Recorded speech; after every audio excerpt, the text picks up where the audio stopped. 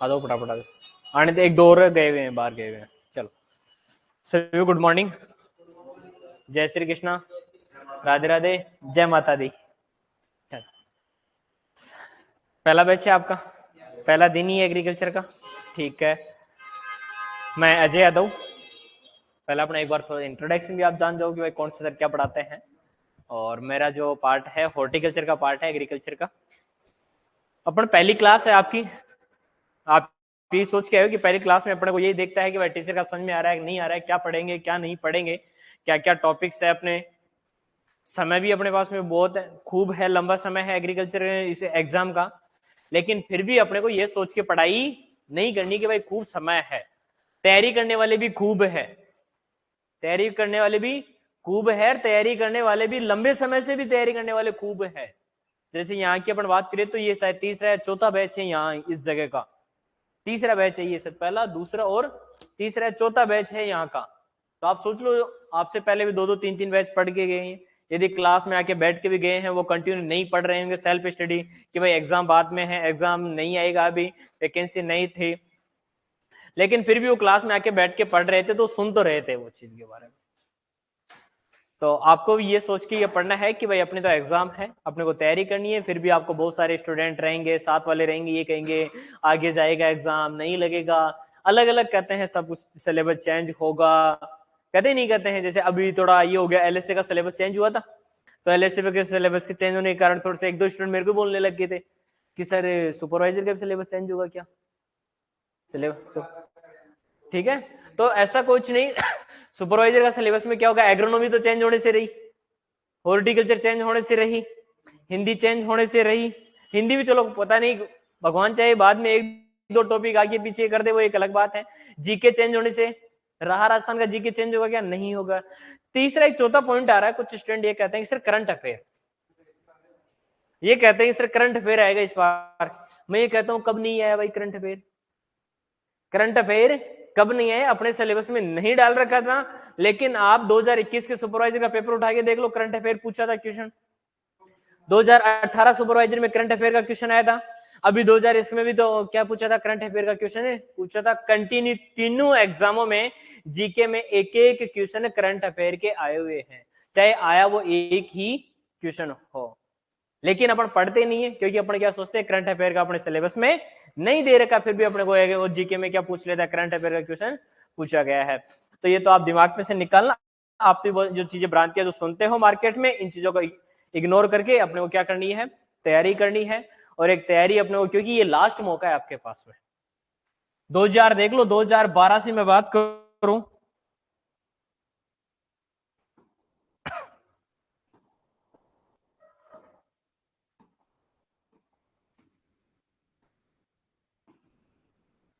क्या है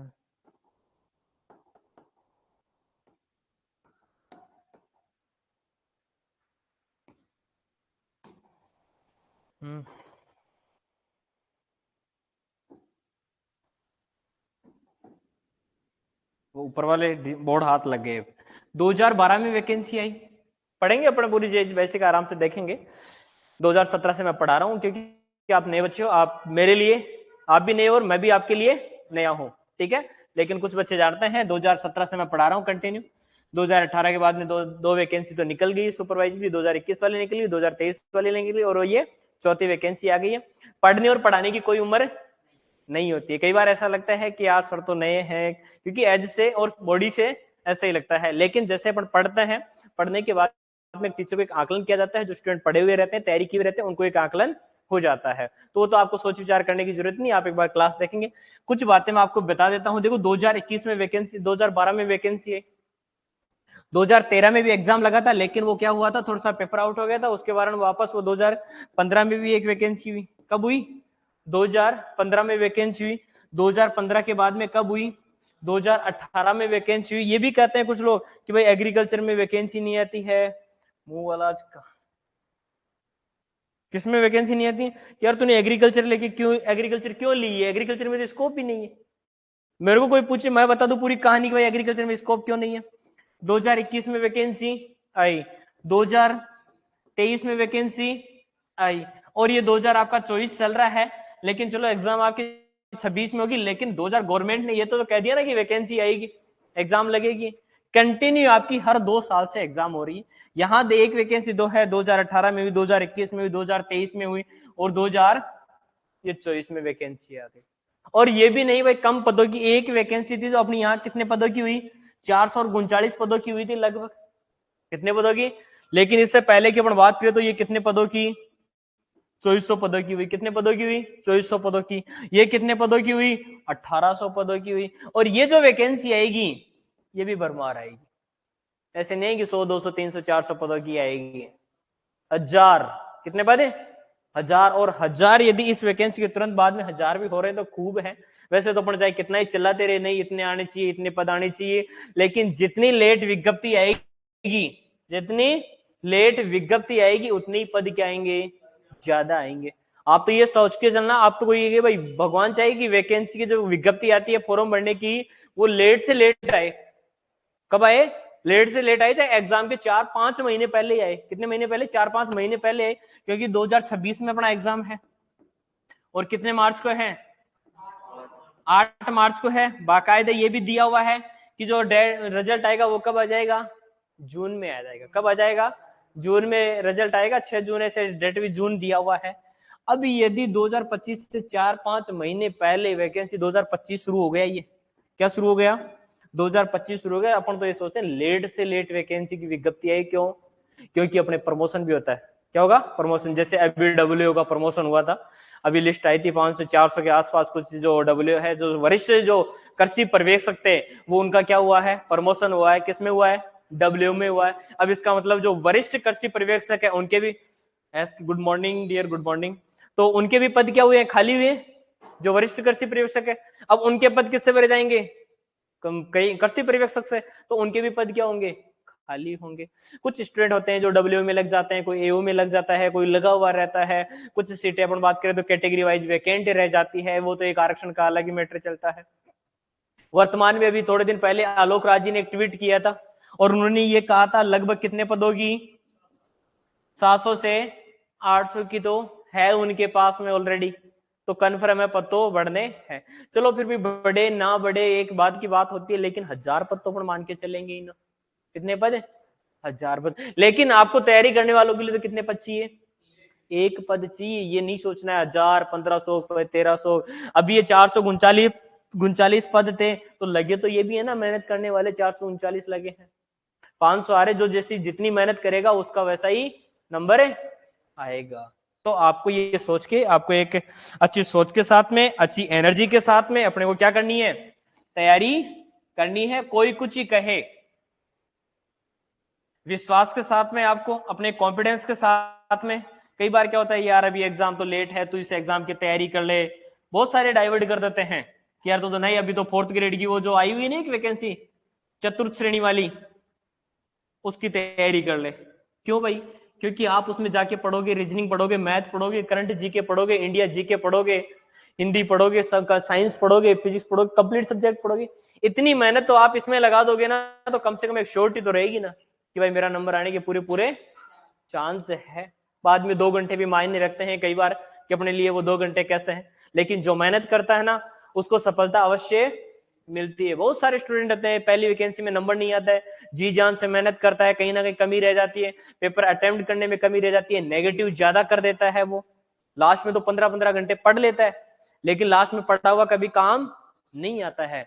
तो अभी जो तैयारी स्टूडेंट कर रहे हैं ना, ये भी एक अच्छा, आप देखना पुरानी यदि आपके साथ वाले तैयारी किए हुए हैं, जो स्टूडेंट 100% जो स्टूडेंटों का रिजल्ट होता है, वो जो पहले जो तैयारी करते हैं वैकेंसी आने से पहले, उन्हीं का सिलेक्शन होता है। रिकॉर्ड उठा के देख लो, मेरे साथ वाले बहुत सारे सुपरवाइजर डब्ल्यू है, वही स्टूडेंट लगे हैं जो 2-2 साल से 3-3 साल से जो कंटिन्यू तैयारी कर रहे थे भाई। ये बिल्कुल भी दिमाग में निकाल देना कि अपना लास्ट में एक वैकेंसी के 3-4 महीने पहले तैयारी करके लग जाएंगे। वो तो एक भगवान जाए गॉड गिफ्ट होता है, जिनका 1-2% का क्या लग जाता है, तुक्का लग जाए 5-7 क्वेश्चनों में तो नंबर। क्योंकि अपने 50-60 की 50 55-60 क्वेश्चन तो कैसे आते हैं, बिल्कुल नॉर्मल इजी क्वेश्चन आते हैं जो सबको आते हैं भाई। आप लास्ट के 3 महीने पढ़ोगे तो भी आपको इजी में क्वेश्चन आ जाएंगे। लेकिन जो सिलेक्शन वाले जो 10 क्वेश्चन होते हैं ना, कौन से क्वेश्चन है, जो सिलेक्शन लेने के लिए जिनके अपन मेहनत करते हैं वो 10 क्वेश्चन ही तैयार होते हैं अपने से एक साल में। कभी भी ये मत सोचना कि अपने पास में जो 100 क्वेश्चन होते हैं उनकी तैयारी होती है, नहीं। 50 क्वेश्चन तो आप 2 महीने किताब पढ़ लेना कोई सी भी उठा के मार्केट में से, आपको आराम से एक बार 2-3 बार रीडिंग मारने के बाद में आप ईजीओ में क्वेश्चन कर दोगे। वो 11वीं 12वीं आपने पढ़ी है, आपने जेट की तैयारी की होगी, किसी ने बीएससी की होगी, तो वो आराम से ईजीओ में क्वेश्चन कर देगा। लेकिन आप कंटिन्यू 7-8 महीने से तैयारी कर रहे हो तो कौन से क्वेश्चनों की तैयारी होगी? और कोचिंग कौन से क्वेश्चनों की तैयारी करवाता है? पूरे जैसे कट ऑफ अपनी लगभग कितनी जाती है सुपरवाइजर की? 75 क्वेश्चनों के आसपास आती है। अब रिकॉर्ड उठा के देखना पीछे का, कितने के आसपास? 75, 76, 74 ये कट ऑफ जाती है। यहाँ जो कोचिंग वाले जो क्वेश्चनों की तैयारी करवाते हैं 5 से लेकर 10 क्वेश्चनों की तैयारी होती है कोचिंग में, और सिलेक्शन की तैयारी होती है। मेहनत आपको करनी होती है। अपना एक कोचिंग जो मार्गदर्शक होता है कोचिंग का, अपन जो टेस्ट सीरीज चलती है, जो टेस्ट देते हो संडे की संडे, तो उसमें एक अपने को आकलन होता है भाई मेरी बेस्ट तैयारी चल रही है कि नहीं चल रही है, कहाँ मेरी कमी है। आपने पेपर देखा 2018 में अलग पैटर्न आया था पेपर का, 2021 वाले में पेपर का पैटर्न अलग आया, और 2023 वाले में पेपर का पैटर्न अलग आया। 2023 वाले में माध्यमिक शिक्षा बोर्ड से लाइन टू लाइन एजीट्यूड उठा के दी थी, जैसी लिखी हुई थी माध्यमिक शिक्षा बोर्ड में वैसे की वैसे लाइन दी थी।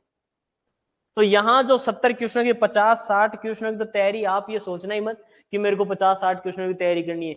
ये तो आप लास्ट के 3 महीने पढ़ोगे ना तो भी तैयारी हो जाएगी। और जो 2 लाख स्टूडेंट है, कितने फॉर्म भरे जाते हैं इस बार? तो और भी ज्यादा चले जाएंगे, 2.5 लाख जाएंगे।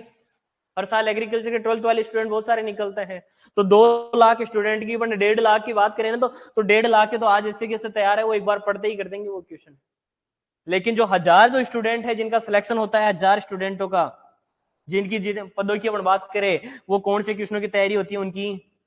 जो 5-10 क्वेश्चन, 2 क्वेश्चन, 3 क्वेश्चन, उनकी तैयारी होती है उनकी। और लास्ट में क्राइटेरिया देखा करो, कट ऑफ पॉइंटों में फर्क आ जाता है।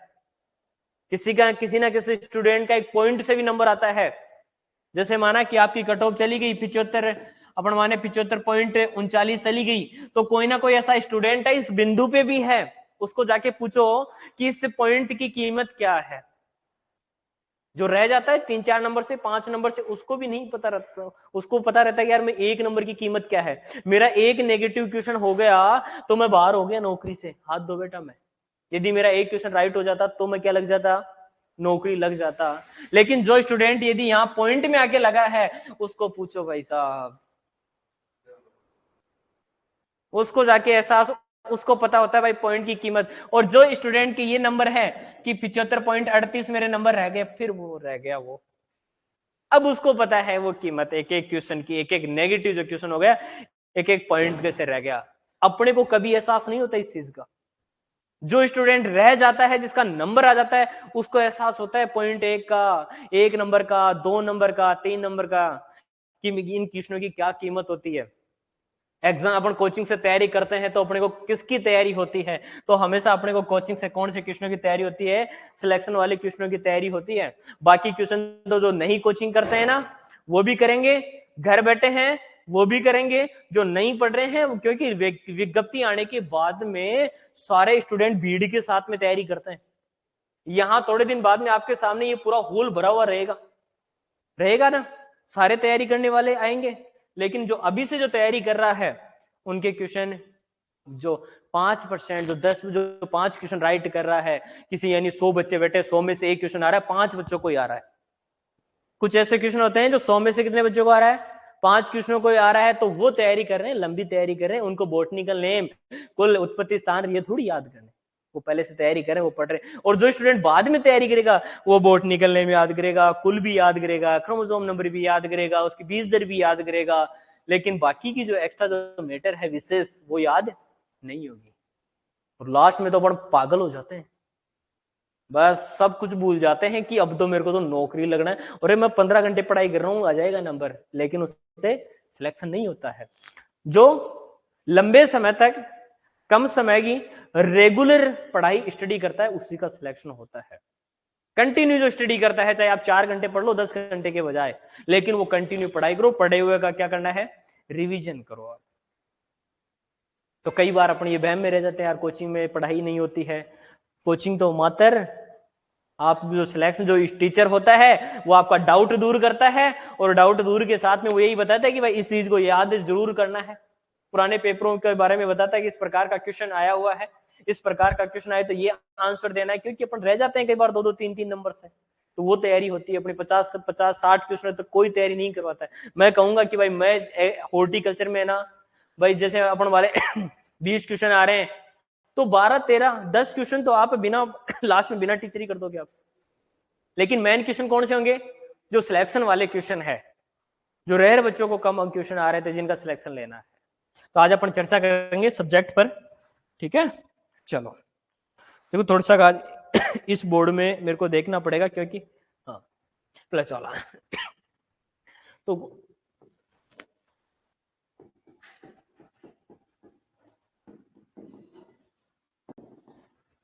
सबको पता है, फिर भी देखो मेरे लिए आप जीरो हो, मेरे लिए क्या हो? जीरो हो। क्यों? क्योंकि कई बार जो स्टूडेंट कोचिंग किया हुआ रहता है उसको तो ऐसा लगता है सर क्या बता रहे हैं, ये तो मेरे को ही आता है। लेकिन जो पहली बार 12th पास करके आया, क्योंकि आप में से पता नहीं रहता है मेरे को कौन 12th पास किया हुआ है, कौन बीएससी किया हुआ है, कौन पहले सुपरवाइजर की तैयारी किया हुआ है, तो मैं तो क्या मान के बताऊंगा आपको? जीरो से लेवल से बताऊंगा आपको। किस लेवल से? जीरो से। लेकिन जिसकी तैयारी की हुई थी ना उसको तो फिर वो टीचर बेवकूफ लगता है। क्या लगता है? उसकी गलती नहीं है। क्यों? क्योंकि उसका वो पढ़ा हुआ है, उसको उसके बारे में जानकारी है। लेकिन जो जीरो से बैठा है उस स्टूडेंट को मैं नहीं बताऊंगा तो फिर उसको मैं वैसे बुरा लगूंगा कि मेरे को तो इसके बारे में भी थोड़ी थोड़ी जानकारी नहीं है। तो अपने एग्रीकल्चर सुपरवाइजर की बात करें, आपको सबको पता है कि अपने कितने क्वेश्चन आएंगे? 100 क्वेश्चन आएंगे। कितने क्वेश्चन आएंगे? 100 क्वेश्चन आएंगे। 100 में से 15 क्वेश्चन तो किसके? अपने हिंदी के क्वेश्चन के। किसके हैं? 25 क्वेश्चन की बात करें किसके? राजस्थान जीके के क्वेश्चन है। और 60 क्वेश्चन किसके हैं? अपने एग्रीकल्चर के क्वेश्चन। किसके हैं? एग्रीकल्चर। एग्रीकल्चर में अपने मुख्यतः 3 पोर्शन चलेंगे। पहला तो कौन सा? एग्रोनॉमी। दूसरा अपन बात करें तो हॉर्टिकल्चर।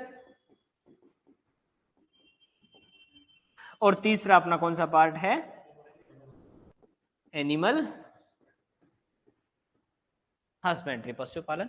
सस्य विज्ञान, उद्यान विज्ञान, और ये अपने हो जाएगा पशुपालन। हर सब्जेक्ट की अलग अलग सबकी फैकल्टी है। सारे बैच चल रहे हैं यहाँ, डब्ल्यू के भी चल रहे हैं, पुराने सुपरवाइजर के भी चल रहे हैं, और पहले भी आपने देखा है शिवालय का तो एक ब्रांड है। अपने बात करें तो सुपरवाइजर के मामले में तो एलएसए और सुपरवाइजर के मामले में तो कोई राजस्थान में कोई है ही नहीं। सिलेक्शन की बात करें तो पीछे का रिकॉर्ड उठा के देखना, सबकी अलग अलग फैकल्टी आती है। एग्रीकल्चर की जैसे तो एग्रोनॉमी की तो अलग फैकल्टी, हॉर्टिकल्चर की अलग है, और एनिमल हस्बेंड्री की अलग है। एक फैकल्टी नहीं, बहुत सारी फैकल्टी है। जैसे आपके सामने भी देखा होगा 10-10 बैच तो किसके चल रहे हैं? एलएसए के चल रहे हैं। और उनमें सारे कौन है? डॉक्टर पढ़ाने वाले। कौन है? सारे के सारे डॉक्टर पढ़ाने वाले, सारी एक्सपीरियंस फैकल्टी है। एग्रोनॉमी की बात करें कितने क्वेश्चन? 20 क्वेश्चन। इसके भी कितने क्वेश्चन? 20 क्वेश्चन। लेकिन पिछले 2023 के पेपर में ऐसा नहीं हुआ। कौन से पेपर में? 2023 के पेपर में क्या हुआ? हॉर्टिकल्चर और एनिमल हस्बेंड्री के आगे पीछे क्वेश्चन आए कुछ। और पिछली बार देखा होगा पेपर में भी एक क्वेश्चन एग्रोनॉमी का आ गया, एक हिंदी का आ गया, फिर एक हॉर्टिकल्चर का आ गया। क्वेश्चनों की जो सीक्वेंस थी सब्जेक्ट की वो क्या थी? आगे पीछे थी। वो भी एक स्टूडेंट के माइंड को क्या करने के लिए? डिस्टर्ब करने के लिए। एक बार हिंदी का क्वेश्चन आ रहा है, एक बार एग्रीकल्चर का क्वेश्चन आ रहा है, फिर वो जीके में जा रहा है, फिर हिंदी में आ रहा है, फिर हॉर्टिकल्चर में जा रहा है, फिर एग्रोनॉमी में आ रहा है। कहीं ना कहीं वहां भी स्टूडेंटों को क्या आई थी? दिक्कत आई थी। आई थी? आती ही नहीं आती है। यदि अपन कंटिन्यू हॉर्टिकल्चर क्वेश्चन सोल्व कर रहे हैं ना तो बहुत सारी चीजें अपने आप अपने को याद आने लग जाती है। आती है सोल्व करते करते तुरंत अपने आप याद आ जाती है। लेकिन एक क्वेश्चन हॉर्टिकल्चर का सोल्व किया फिर जीके में जा रहे हैं, फिर जीके का सोल्व किया फिर हिंदी के पेपर में जा रहे हैं। तो यहाँ 20-20 क्वेश्चनों का क्राइटेरिया है, लेकिन अपने को तो आए या नहीं आए। मैं तो ये कहता हूँ बच्चों को हमेशा कि आप तो ये मत देखो किसके कितने क्वेश्चन आए, आप तो जी जान लगा के क्या करो? तैयारी करनी है अपने को। इस बार हिंदी में क्या हुआ? अपने 12 टॉपिक है। कितने टॉपिक है? संधि, समास, उपसर्ग, प्रत्यय, शब्द, सॉरी शब्द युग्म, शब्द शुद्धि, वाक्य शुद्धि और पर्यायवाची है। इसके अलावा वाक्य शुद्धि है, मुहावरा है, लोकोक्ति है और पारिभाषिक शब्दावली है। यही है। लेकिन पेपर की अपन बात करें तो पेपर में ऐसा आया ही नहीं। 12 के 12 टॉपिक नहीं है भाई साहब। क्या कर ले, मात्र 6 टॉपिक से उठा के 15 क्वेश्चन डाल दिए। 12 टॉपिक से कितने क्वेश्चन आते हैं?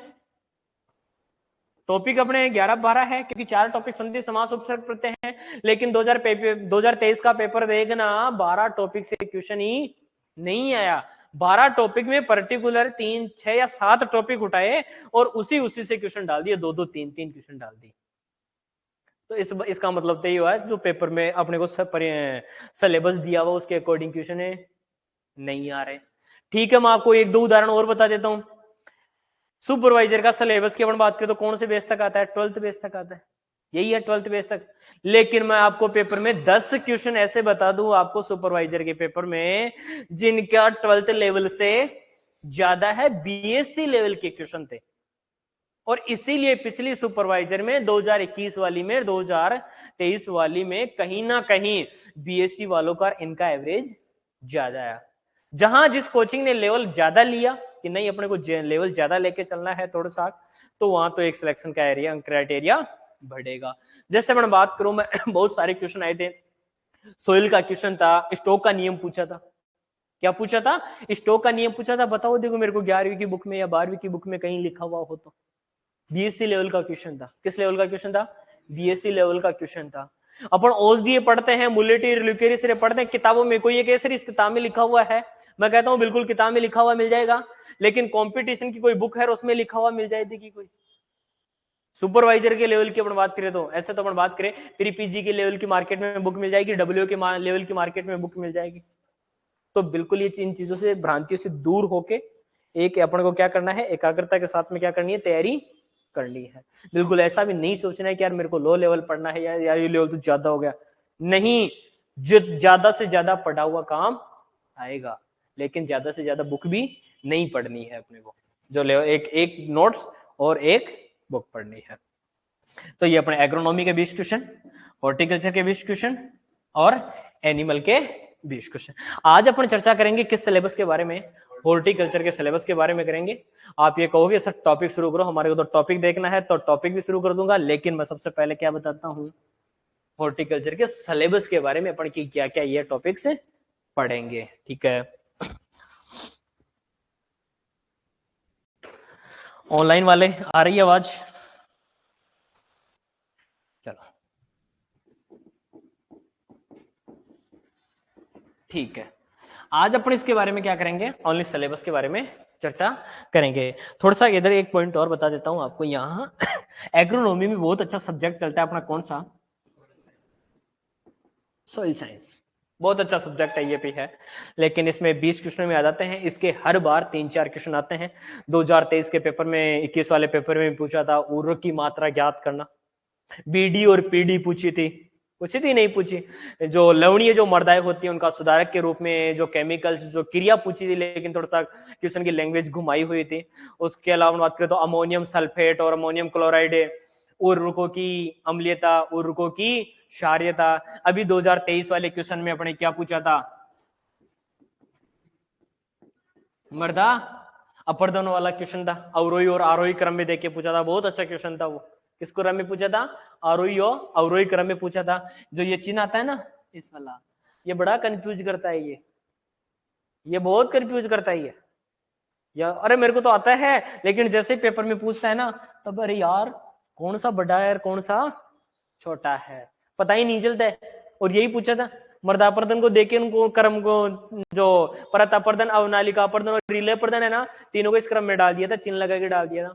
लवणीय क्षारीय मृदाओं का पीएच मान, ईसी और ईएसपी एक्सचेंजेबल सोडियम परसेंटेज, आजकल ये 2-3 साल से कंटिन्यू यही देके पूछ रहा है कि पीएच मान ज्यादा कैसे है, कम कैसे है, ये देके पूछ रहा है। तो ये बड़ा क्वेश्चन आ रहा है 2-3 साल के पेपर में, आपको जरूर मिलेगा ये घटते हुए क्रम में, बढ़ते हुए क्रम में।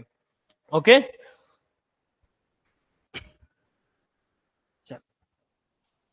देखो हॉर्टिकल्चर 11वीं क्लास से आप पढ़ते आते हो, हॉर्टिकल्चर, एग्रोनॉमी और एनिमल हस्बेंड्री, 3 सब्जेक्ट पढ़ते हैं। लेकिन अपन डायरेक्ट में आज ये नहीं बताऊंगा hortus plus culture or pomology olericulture PHT, वो तो अपन जीरो से पढ़ेंगे, बाकी बताएंगे।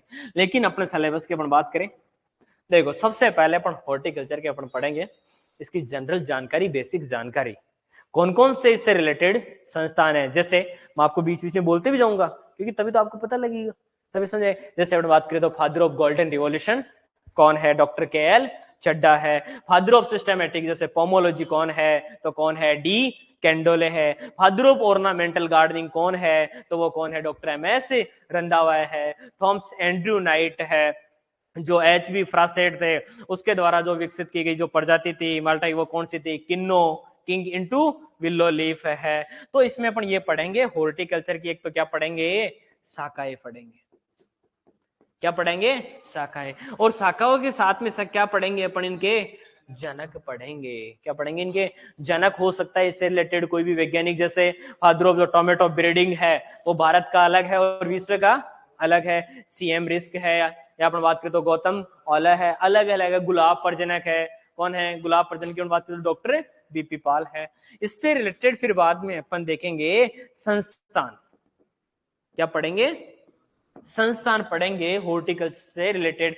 IIHR कहाँ है, Indian institute of vegetable research. Indian institute of horticulture research कहाँ है, पोटैटो रिसर्च कहाँ है, बनाना रिसर्च कहाँ है, राजस्थान में पाए जाने वाले उत्कर्षा केंद्र कहाँ कहाँ है। तो कुछ क्वेश्चन मैं लिखवा दूंगा। तो ये संस्थान अपन पढ़ेंगे, 2-4 क्वेश्चनों की बात कर लेते हैं। जैसे उदाहरण के तौर पे मैं अब आपको बात करूं, देखो कुछ लॉजिक के साथ में बता देता हूं एक दो। जैसे संतरा, क्या है, संतरा उत्कर्षा केंद्र अपने पहले 2 सुपरवाइजर के एग्जामों में पूछा गया है। खजूर और अनार उत्कर्षा केंद्र, पुराने पेपरों में दोनों में क्या पूछा गया है, खजूर और अनार का उत्कर्षा केंद्र पूछा गया है। संतरा उत्कर्षा केंद्र कहाँ है, अमरूद उत्कर्षा केंद्र कहाँ है, राजस्थान में। तो संतरा कहाँ है, झालावाड़ में। संतरा कहाँ है, झालावाड़ में है। और मैं तो यही कहता हूँ बच्चों को, कुछ याद मत करो, आप तो याद कर लो कि काकी का ना क्या नाम है, संतरा, और खेत में काम कर रही है, खेत में काम करते हो क्या दोगे, झाला। ए संतरा भाभी, हाँ तावड़ को आजा, बुलाते नहीं बुलाते, तो संतरा, तो संतरा को क्या दिया, झाला। तो संतरा उत्कर्षा केंद्र कहाँ है, झालावाड़ है। और अपन बात करें आम, कौन सा, आम उत्कर्षा केंद्र। आपके लिए बेसिक है, किसी का पढ़ा हुआ तो आपको बिल्कुल नॉर्मल चीज लगेगी यार कि क्या पढ़ा रहे। आम उत्कर्षा केंद्र की बात करें तो मैं कहता हूँ आम को तो हमेशा 2 कर खाया करो। क्या खाया करो, 2 कर खाया करो। और आम की बात करें तो कहाँ है, 2 कर क्या करोगे, खाओगे। तो खेमरी धौलपुर, आम उत्कर्षा केंद्र कहाँ है, खेमरी धौलपुर है। और अपन बात कर लेते हैं 1-2 की, अनार उत्कर्षा केंद्र कौन सा है, अनार उत्कर्षा केंद्र। और अनार उत्कर्षा केंद्र कहाँ, डिंडोल बस्सी, कहाँ है, डिंडोल बस्सी। लेकिन रटना नहीं है इसको भी। घर पे यदि अपन बात करें, देखो पापा जी केला भी लिया हुआ 8 दिन, बेर भी लिया हुआ, अमरूद भी लिया हुआ, पर अनार तो कणा कणा ही लिया हो, कौन लिया हुआ। तो यदि अपन कई बार अनार लेके आ जाए स्पेशल, तो छोटे बच्चे अपन डिंडोरा पीट देते मोहल्ले में कि पापा अनार ले आए, पापा अनार ले आए।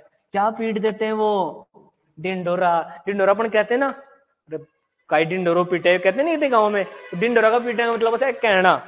तो और कहा पूरी बस्ती में कह के आ गया कि पापा अनार ले आए थे, पापा अनार ले।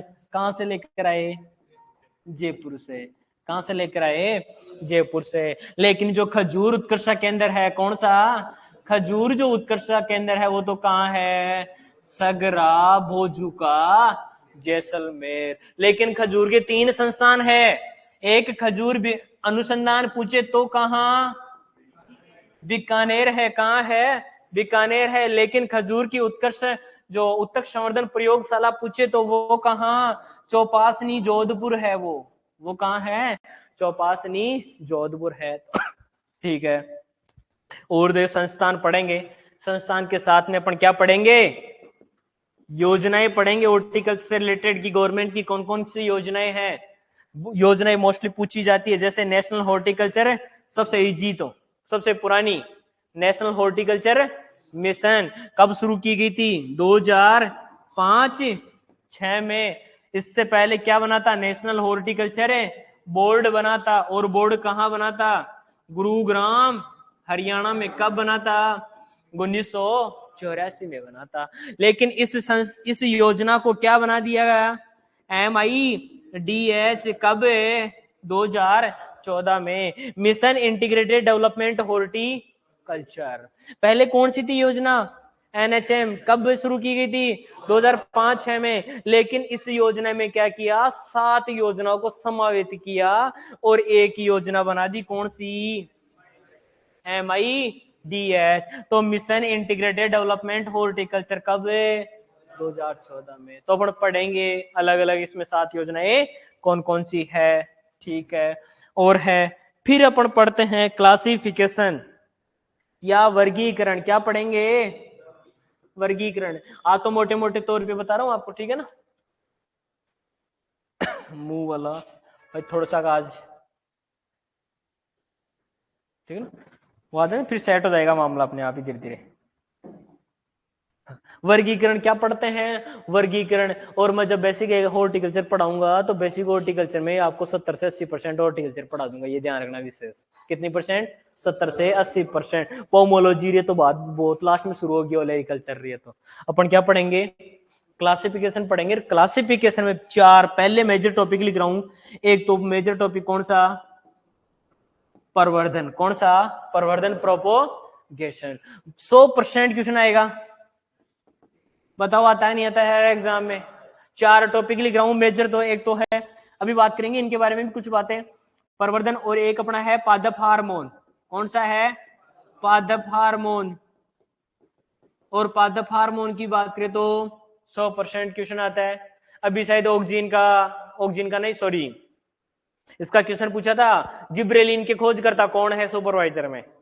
इसके साथ में एमपीयूटी सुपरवाइजर में पूछा था कि अंगूर का आकार बढ़ाने के लिए जिब्रेलिन की कितनी सांद्रता काम में ली जाती है। कई बार पूछा जाता है कि फलों को पकाने के लिए उपयुक्त हार्मोन कौन सा है। वो सारे क्वेश्चन। इससे पिछली बार पूछा था कि प्याज के भंडारण में प्याज को रोकने के लिए किस रसायन का छिड़काव किया जाता है। तो केमिकल ये हार्मोन है, ऑक्सीजन हार्मोन देखेंगे अभी। एक आता है अपना टॉपिक प्रबंधन में है। कौन सा? प्रबंधन। और प्रबंधन में 2 टॉपिक है। एक तो कौन सा प्रबंधन? नर्सरी प्रबंधन। और एक होता है उद्यान प्रबंधन।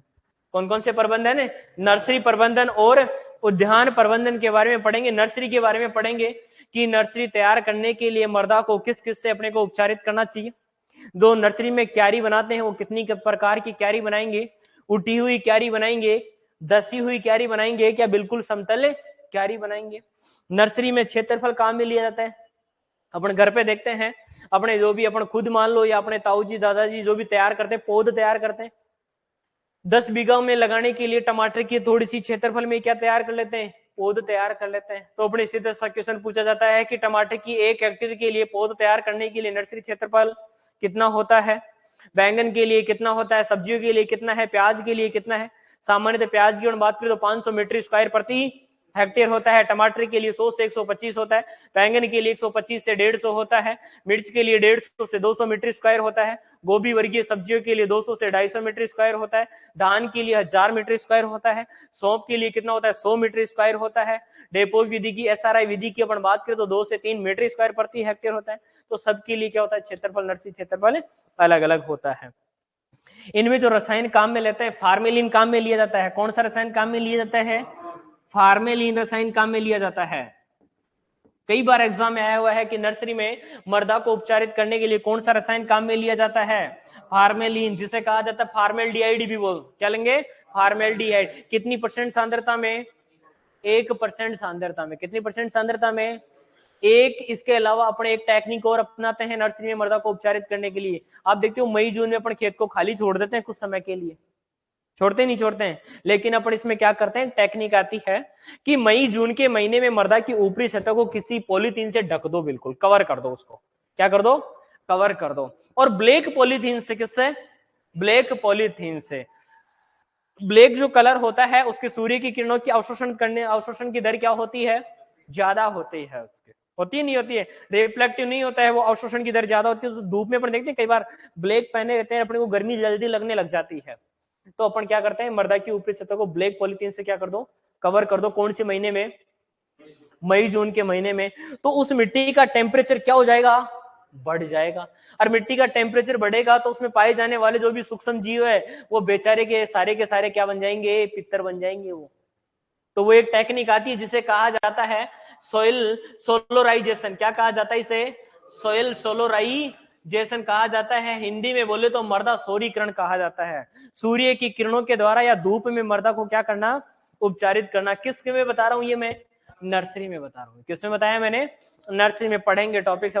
नर्सरी क्या होती है, एक छोटा सा क्षेत्रफल जिसमें महंगे बीज लगाए जाते हैं। क्या गेहूं की पौध तैयार करेंगे क्या, नहीं, बिल्कुल। कौन से बीज, छोटे बीज। प्याज का बीज बहुत महंगा आता है, टमाटर का बीज बहुत महंगा आता है। देखा आप तो 10 ग्राम बीज की टमाटर को खराब कर देना घर पे, आपको पता चल जाएगा, बापू की जूती हाथ में था घुमा तो।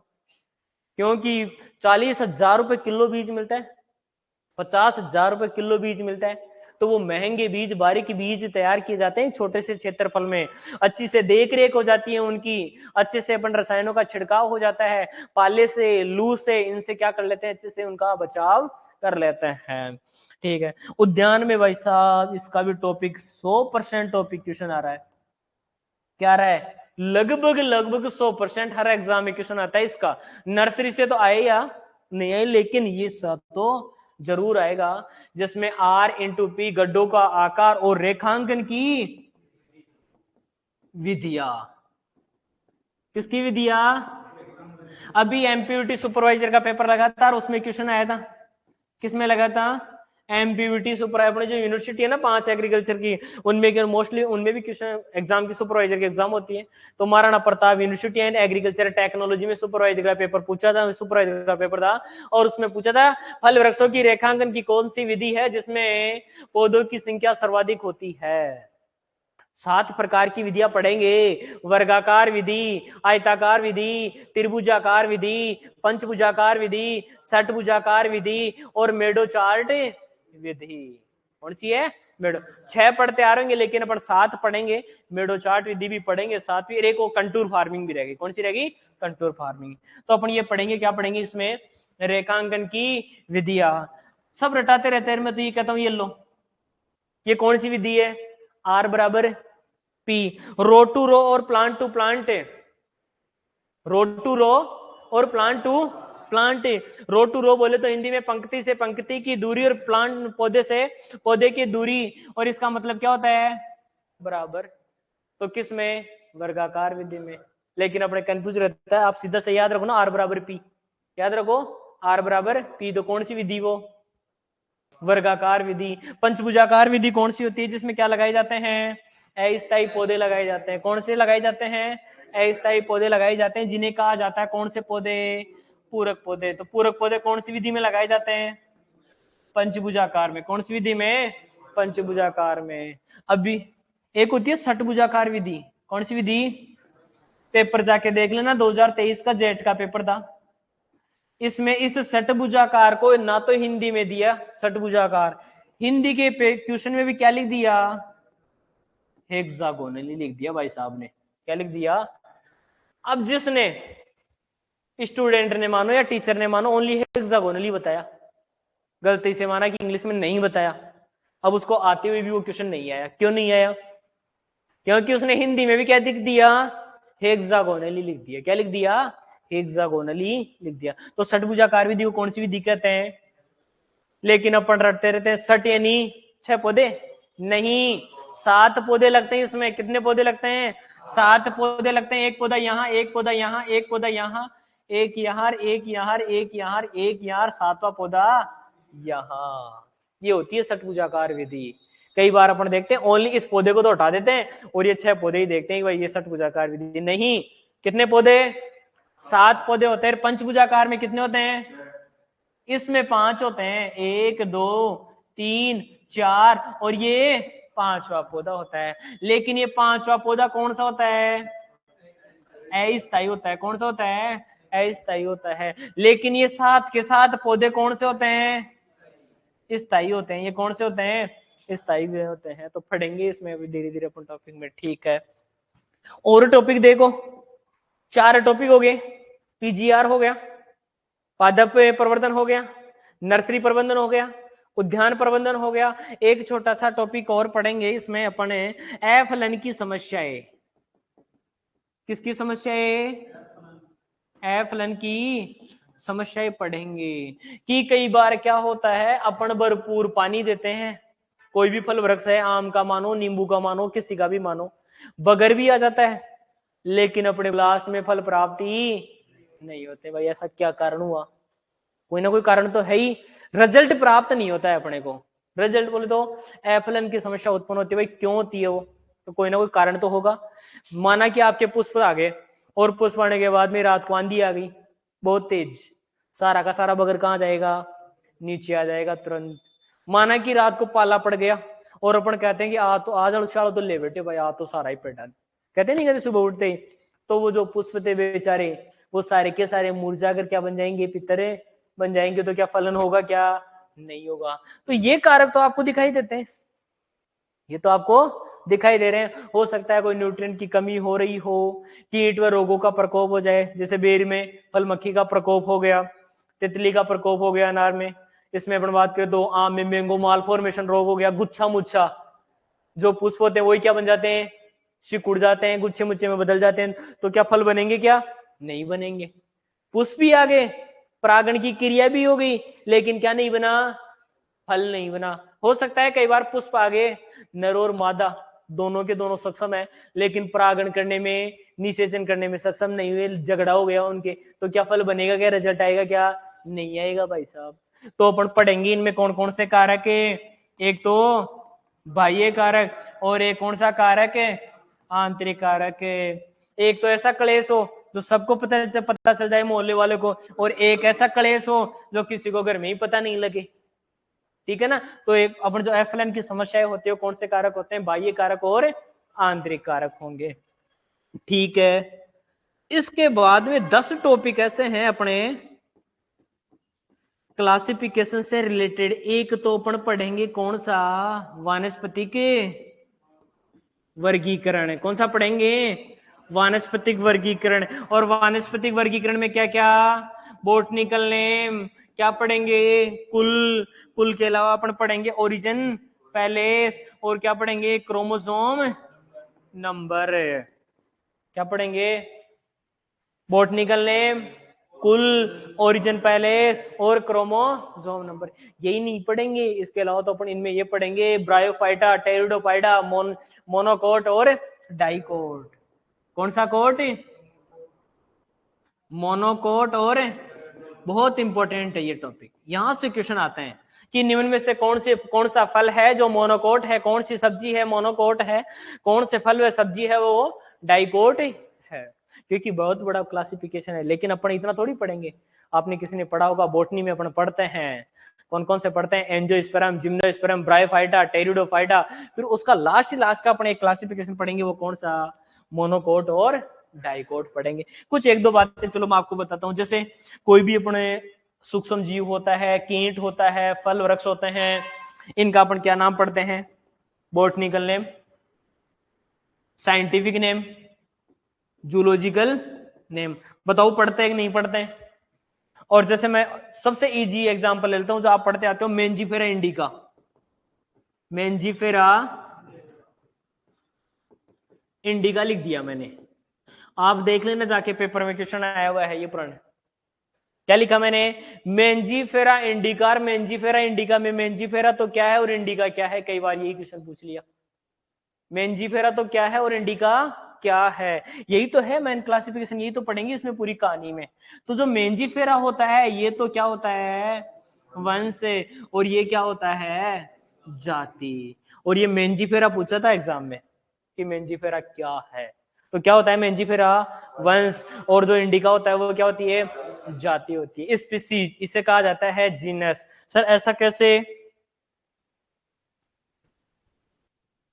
आज कुछ कुछ बातें समझ आएगी क्योंकि अपन पढ़ रहे हैं, वैसे पढ़ रहे हैं, टॉपिक टू टॉपिक नहीं पढ़ रहे हैं। जैसे क्लासिफिकेशन वर्गीकरण का एक क्रम पूछता है एग्जाम में। कोई भी जीव जंतु है, कोई भी पेड़ पौधे हैं, कोई भी मानव है, सबका क्या एक क्लासिफिकेशन होता है कि नहीं होता है? तो इसमें क्लासिफिकेशन की हम बात करें, जगत, जगत के बाद में आता है संघ, संघ के बाद में आता है वर्ग, इसके बाद में आता है गण, गण के बाद में क्या आता है? कुल, कुल के बाद में आता है वंश, और वंश के बाद में क्या आता है? जाति। तभी तो अपन पढ़ते हैं, अरे यार मेरे उसमें बायोलॉजी में क्या चल रहा है? प्लांट किंगडम चल रहा है। टॉपिक पढ़ते ना, या जूलॉजी है, जूलॉजी अपन किंगडम बोलते हैं, जगत बोलते हैं इंग्लिश में बोले तो क्या बोलते हैं, सॉरी हिंदी में तो जगत, इंग्लिश में बोलते हैं किंगडम बोलते हैं, plant kingdom, animal kingdom. Taxonomy में पढ़ते हैं, ये किस में चलता है, टैक्सोनॉमी पढ़ेंगे। टैक्सोनॉमी अपन बोले तो वर्गीकरण के बारे में, किसके बारे में, वर्गीकरण के, zoological taxonomy, plant taxonomy, animal taxonomy आता है ना, ठीक है। तो कोई भी जीव जंतु होता है, कोई भी हो, उसका सबसे बड़ी इकाई होती है, वो कौन सी आती है, जगत। जगत के बाद में क्या आता है, संघ। तभी आपने याद करो, आपने एक नाम सुना होगा ऑर्थोपोडा, जो सुना है वही बता रहा हूं तुरंत आपकी, ऑर्थोपोडा सुना है ना, तो अपन पढ़ते हैं सब जीव जंतु सबसे ज्यादा ऑर्थोपोडा संघ में पाए जाते हैं, तो वो क्या है, संघ।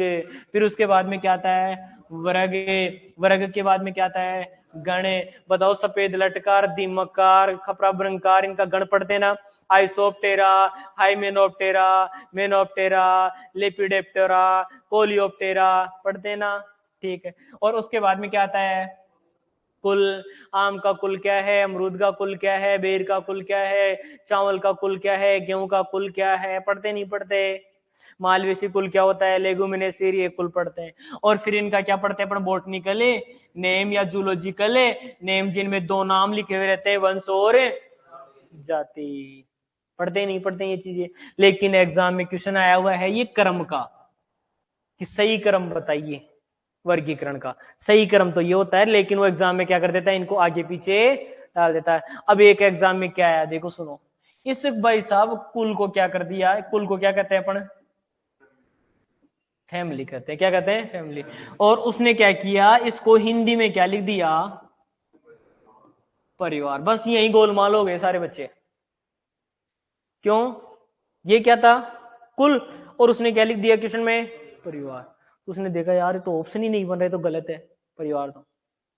लेकिन जिसने थोड़ा सा दिमाग लगाया कि इंग्लिश में क्या लिखा हुआ है, फैमिली, और हिंदी में क्या लिखा हुआ है, परिवार, तब तो सही हो गया उसका। नहीं, जिसने ये नहीं देखा कि इंग्लिश में परिवार में फैमिली है और कुल को ही कहा जा रहा है, तभी उसका क्या हुआ, सही हुआ। तो इनको आगे पीछे नाम देके पूछ लेता है। तो अपन वानस्पतिक वर्गीकरण पूछेंगे, पढ़ेंगे। उसके बाद में देखो, एक अपन छोटे छोटे टॉपिक है जलवायु के आधार पर। किसके आधार पर, इसमें तो टाइम आता ही नहीं है ना। हाँ, किसके आधार पर, जलवायु के आधार पर फल पढ़ेंगे। कौन कौन से जलवायु, कौन कौन सी जलवायु के, उष्ण जलवायु के, उपोष्ण जलवायु के, और कौन सी जलवायु के, शीतोष्ण जलवायु के। किसी फल को अधिक तापमान की आवश्यकता होती है, किसी फल को वृद्धि के लिए कम तापमान की आवश्यकता होती है। कोई फल होता है बिल्कुल ठंडी जलवायु में ग्रो करता है, कोई ऐसा फल होता है जिसको कम पानी अधिक तापमान शुष्क जलवायु में क्या करता है, ग्रो करता है। तो ये अलग अलग फलों की क्या होती है, अलग अलग जलवायु होती है। जैसे एक दो एग्जांपल बताऊं, आपके चीकू, किसके चीकू, आपके चीकू, आम, पपीता, केला और चीकू, इनकी जो जलवायु होती है वो कैसी होती है, उष्ण जलवायु। उष्ण को कहा जाता है ट्रॉपिकल, सब ट्रॉपिकल और टेम्परेट जलवायु। लेकिन राजस्थान के लिए उपोष्ण जलवायु की अपन बात करें तो कौन सी जलवायु, शुष्क जलवायु। कौन सी जलवायु, अभी सुपरवाइजर 2023 में क्वेश्चन आया था आम वाला, लवणी और क्षारीय मृदा का क्वेश्चन था। शुष्क जलवायु में अपने जो राजस्थान में आंवला होता है कि नहीं होता है, बेर होता है कि नहीं होता है, अनार होता है कि नहीं होता है, और खजूर भी है या नहीं है, अरे है क्या नहीं है। खजूर अनुसंधान केंद्र कहाँ है, बीकानेर। बेर अनुसंधान केंद्र कहाँ है, बीकानेर। अनार उत्कर्षा केंद्र कहाँ है, डिंडोल बस्सी। आंवला की अपन बात करें तो आंवले भी शुष्क जलवायु में सेंसिल है नहीं है, लवणीय मृदा में भी सेंसिल है। तो अपने ये चारों फ्रूट है ना, कौन सी मृदा में, शुष्क जलवायु या शुष्क जलवायु में सेंसिल होते हैं। ये शब्द अपन बात करें तो किसके लिए लिया जाता है, मुख्यतः राजस्थान के लिए। लेकिन भारत लेवल की अपन बात करें तो कौन सी जलवायु बोलेंगे, उपोष्ण जलवायु। कौन सी जलवायु, उपोष्ण जलवायु। और छोटे छोटे टॉपिक है इसमें, किसके आधार पर, परिपक्वता, जिनको अपन तोड़ने के पश्चात पका सकते हैं, जिनको तोड़ने के पश्चात नहीं पका सकते। अपने घर पे आप शाम को केले लाके रख दो और बिल्कुल थोड़ा हल्की ग्रीन लेके आना, आप लाइट ग्रीन है ना, सुबह देखना आप बिल्कुल कैसे होने लग जाएंगे, वो पीले पड़ने लग जाएंगे। कैसे पड़ने लग जाएंगे, पीले पड़ने। तो इसमें अपन पढ़ेंगे क्लाइमेट्रिक और नॉन क्लाइमेट्रिक, क्लाइमेट्रिक और नॉन क्लाइमेट्रिक की क्लाइमेट्रिक फ्रूट कौन से और नॉन क्लाइमेट्रिक फ्रूट कौन से हैं? तो अपना आम है, पपीता है, केला है, चीकू है, ये कौन से हैं? क्लाइमेट्रिक है। लेकिन आंवले को पका सकते हैं क्या तोड़ने के पश्चात? नहीं पका सकते। बेर को पका सकते हैं क्या? नहीं पका सकते। क्या खजूर को पका सकते हैं क्या? पका सकते हैं। खजूर की तुड़ाई अवस्थाएं पढ़ते हैं चार, कंडोरा, डोका, डेक, पिंड। कंडोरा, डोका, डेग, पिंड अलग अलग अवस्था में तुड़ाई करते हैं ना, तो खजूर को पका सकते हैं, आम को पका सकते हैं, पपीता को पका, क्या नींबू को पका सकते हैं क्या? नहीं पका सकते अपन। क्या बेलपत्र को पका सकते हैं क्या? पका सकते हैं। बेलपत्र पक जाता है, तोड़ के आप रखना, उसका कलर चेंज हो जाएगा, वो पीला पड़ जाएगा धीरे धीरे, ठीक है ना। तो वो पढ़ेंगे क्लाइमेट्रिक और नॉन क्लाइमेट्रिक। और पढ़ेंगे अपन किसके आधार पर इनकी अपन बात करें, चलो खाए जाने वाले भाग शॉर्ट में लिख देता हूं मैं, ईडिबल पार्ट है, उपयोगी भाग। केला खाते हैं, केला का छिलका उतार के खाते हैं, अंदर वाला भाग खाते हैं।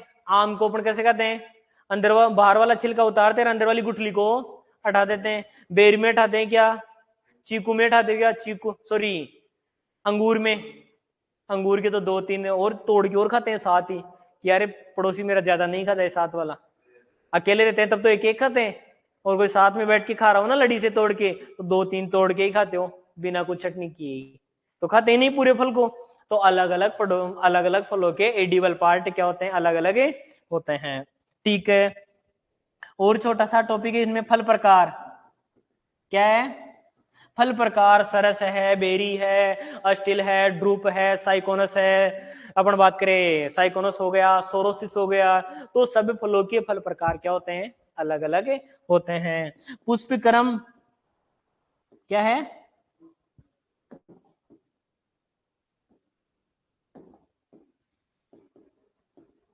पुष्प क्रम, पुष्प क्रम का मतलब होता है पुष्प के अक्ष पर पुष्प के लगने का क्रम। आप देखना अलग अलग फलों में, अलग अलग सब्जियों में पुष्प की जो स्ट्रक्चर होती है ना, स्ट्रक्चर भी अलग होती है, और उनकी लगने का जो क्रम होता है ना, जैसे किसी में तो ऐसे लग रहा है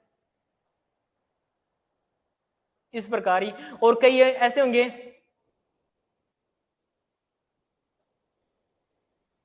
किसी में इस प्रकार लगे हुए रहते हैं पुष्प, लगे नहीं लगे, लगे हुए रहते ना। तो ये क्या होता है? पुष्प जो वृंत होता है, इसके ऊपर पुष्पों के लगने का जो क्रम होता है वही क्या कहलाता है?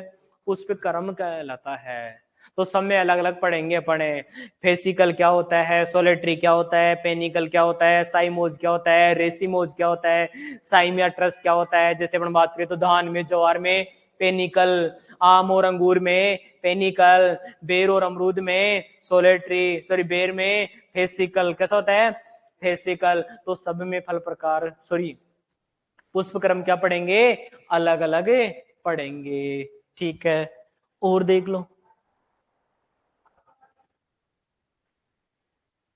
पुष्प क्रम के अलावा अपन बात करेंगे, छोटे छोटे टॉपिक होते हैं कि लवणीय सहनशील कौन कौन से हैं।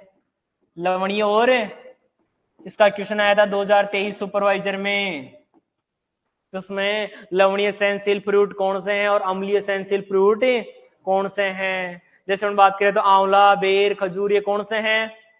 अम्लीय सहनशील है, सॉरी लवणीय सहनशील है। लेकिन मैं बात करूं दोनों, लवणीय मृदा में भी जिसकी खेती की जा सकती है और अम्लीय मृदा में भी उत्पादन लिया जा सकता है, वो कौन सा है? बीलपत्र। कौन सा है?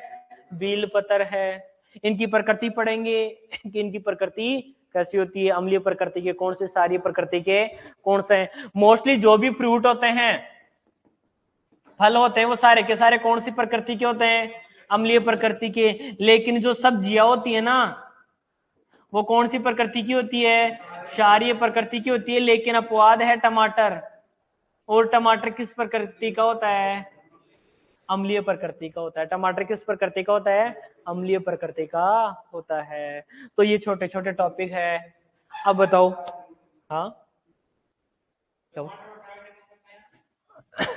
साइट्रिक अम्ल पाया जाता है टमाटर में। कौन सा पाया जाता है? साइट्रिक, क्या अपन बोलेंगे सिट्रिक एसिड पाया जाता है 0.3%, ठीक है। हाँ, तभी तो इसकी प्रकृति कैसी होती है? टार्ट्रिक अम्ल पाया जाता है, इमली में पाया जाता है और अंगूर में पाया जाता है, ठीक है। किसमें? हाँ, वो नगर बन ली ज्यादा सिट्रिक एसिड। ऑक्जेलिक एसिड और मैलिक एसिड पाए जाते हैं चने में। किसमें पाए जाते हैं? चने में पाए जाते हैं। चने की पत्ती खाते हैं ना, तो कैसी लगती है? खट्टी सी लगती है। तो वो अपन किसमें पढ़ेंगे? उसमें है। ठीक है, तो ये अम्ल है, लवणीय सहनशील हो गया, क्लाइमेट्रिक नॉन क्लाइमेट्रिक हो गया। ठीक है ना, तो ये सारे के टॉपिक और अपन पढ़ेंगे जिसे कहा जाता है हिंदी में दीप्ति कालिता। इंग्लिश में कहा जाता है फोटो पीरियोडिज्म। क्या कहा जाता है? Photo periodism. एसडीपी का नाम सुना है? एलडीपी का नाम सुना है? और डीएनपी का नाम सुना होगा? ये लो, एसडीपी शॉर्ट डे प्लांट कौन से हैं, लॉन्ग डे प्लांट कौन से हैं, और डीएनपी डे न्यूट्रल प्लांट कौन से हैं, जिनकी मुख्यतः ध्यान में रखना है, अपन रटते रहते हैं। किसके समय ये जो अवधि देखी जाती है पौधे की, कौन सी अवस्था के समय? पुष्पन अवस्था के समय। किस अवस्था के समय? पुष्पन अवस्था के समय जो प्रकाश अवधि की जो आवश्यकता होती है वो क्या कहलाती है? फोटो पीरियोडिज्म कहलाती है। एक भाई साहब थे, वैज्ञानिक थे, एलार्ड वे गार्नर। कौन था? एलार्ड वे गार्नर। इस भाई साहब ने कौन सी धारणा दी थी? फोटो पीरियोडिज्म अवधारणा दी थी। ठीक है, अब ये तो बेसिक टॉपिक हो गए सारे। इसके बाद में पढ़ने के बाद में अपन क्या पढ़ेंगे? पोमोलॉजी। मैं कल नोट कराऊंगा ये कंप्लीट पूरा सिलेबस आपके पहले पेज पे विस्तार से क्या क्या पढ़ेंगे। पोमोलॉजी पढ़ेंगे, ओलेरिकल्चर पढ़ेंगे, और ये क्या पढ़ेंगे? Floriculture and ornamental gardening. इन सब दो में तो इंग्लिश में कोई दिक्कत नहीं है ना, सब जानते हैं अपन। और एक लास्ट में कौन सी? पीएचटी, या अपन मैं कह सकता हूं फल व सब्जियों का परिरक्षण। जेम, जेली, मुरब्बा, कैंडी, डिब्बाबंदी, ये सब किस में पढ़ेंगे? फल व सब्जियों के परिरक्षण में। अपने सिलेबस में फ्रूट में कितने फल दे रखे हैं? 11 फल दे रखे हैं। कितने फल दे रखे हैं? 11 फल दे रखे हैं। और अपने लगभग कितनी 15 सब्जियां दे रखी है। वैसे सब्जियां तो 15 नहीं है, क्योंकि कद्दू वर्गीय सब्जियों में ही है कितनी, तो 15 तो कद्दू वर्गीय तरबूज हो गया, खरबूजा हो गई, टिंडी हो गई, लौका हो गया, खीरा हो गया, घिया हो गई, चप्पल टिंडो, नजदार, तुरई, ये सारी किस्में हैं ओलेरिकल्चर में। तो कल अपन इसको 0 से नोट करेंगे, हॉर्टिकल्चर से।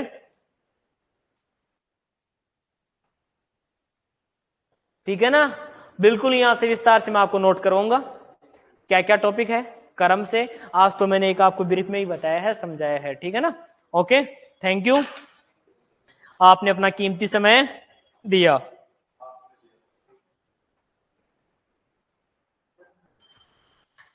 Okay, thank you. एसके